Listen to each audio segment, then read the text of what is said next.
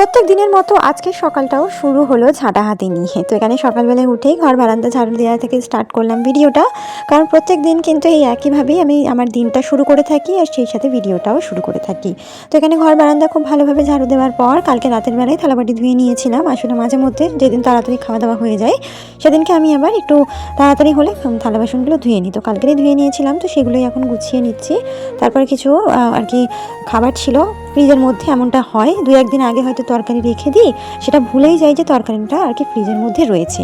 আর যখন 2-3 দিন পর সেটা বার হয় সেটা আর খাওয়ার মতো থাকে না, সেটা চলে যায় মুরগিদের পেটে।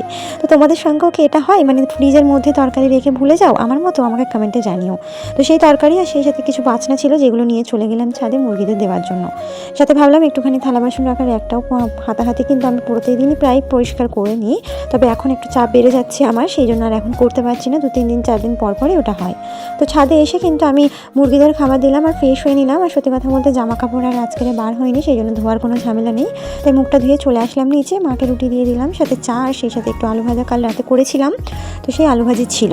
তো সেটা দিয়ে সকালের নাস্তাটা শেষ করলাম। মেয়েকে দিয়েছি দুধ আর রুটি, মাও খাবে দুধ আর রুটি, আর আমি এখানে চা আলু ভাজা রুটি নিয়ে নিলাম। আতিকা আইডি থেকে এক দিদিভাই জানতে চেয়েছেন যে আমি যে সালোয়ার কামিজটা পরি ওর সাইডের যে দড়িগুলো বা লাটকানগুলো ওগুলো প্যান্টের সঙ্গে অ্যাটাচ করা না সালোয়ারের সঙ্গে। তো ওগুলো সালোয়ার কামিজের সঙ্গেই সাইডে অ্যাটাচ করা আছে, দেখলে ভালো করে বুঝতে পারবে।